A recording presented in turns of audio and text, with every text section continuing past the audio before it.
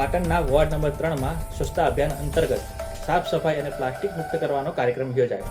આદરણીય પ્રધાનમંત્રી નરેન્દ્રભાઈ મોદીની સરકારના અવિરત 12 વર્ષના વિશ્વાસ, વિકાસ અને જનકલ્યાણની ઉજવણીના ભાગરૂપે ભારતીય જનતા પાર્ટી પાટણ શહેર વોર્ડ નંબર 3 દ્વારા તારીખ 8 જૂનથી 14 જૂન દરમિયાન સ્વચ્છતા અભિયાનનું વિશેષ આયોજન કરવામાં આવ્યું છે.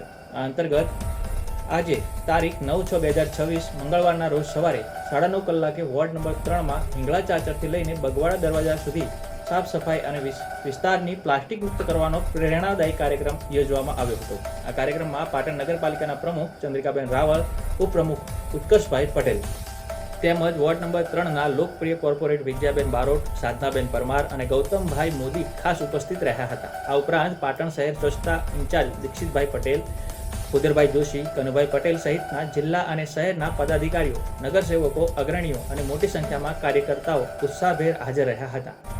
વિશેષમાં હિંગળા ચાચરથી ચતુર્ભુજ બાગ સુધીના વિસ્તારમાં આવતી તમામ દુકાનદારોને રૂબરૂ મળીને પ્લાસ્ટિક મુક્ત કરવા માટેની નમ્ર અપીલ કરવામાં આવી હતી. આ સાથે જ સ્થાનિક રહેવાસીઓ અને વેપારીઓને પ્લાસ્ટિકનો ઉપયોગ બિલકુલ ન કરવા માટે સમજ આપી જાગૃત કરવામાં આવ્યા હતા.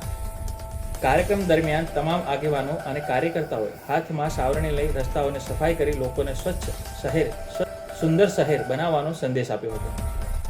કચરો હોય એ બહાર નાખીએ છીએ કે અંદર રાખીએ સવાર ગાડી આવવા ભરીએ એની તમે બહાર ઠાલવીને જાઓ છો રાત્રે કે નહીં ઠાલવતા? નહીં ઠાલવતા ને? ખૂબ સરસ.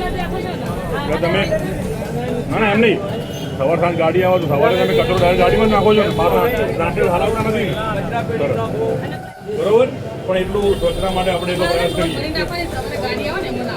આ જમીનમાં પધરાય ને નરેન્દ્રભાઈ મોદી સાહેબના અવિરત 12 વર્ષ જે પૂર્ણ થયા છે તેના સંદર્ભે જનકલ્યાણ, વિશ્વાસ, વિકાસના 12 વર્ષ પૂર્ણ થયા છે તેના સંદર્ભે 8 જૂનથી 14 જૂન સુધી સ્વચ્છતા અભિયાનમાં હેરિટેજ, પ્લાસ્ટિક અભિયાન, પ્લાસ્ટિક અવેરનેસ, ધાર્મિક સ્થળો, હેરિટેજ સ્થળો એવા અમુક ઘણા બધા સ્થળો થઈ 8 જૂનથી 14 જૂન સુધી દરેક જગ્યાએ અમે ભારતીય જનતા પાર્ટી પાટણ શહેર દ્વારા સ્વચ્છતા અભિયાન અને પ્લાસ્ટિક અવેરનેસના કાર્યક્રમો કરી રહ્યા છીએ.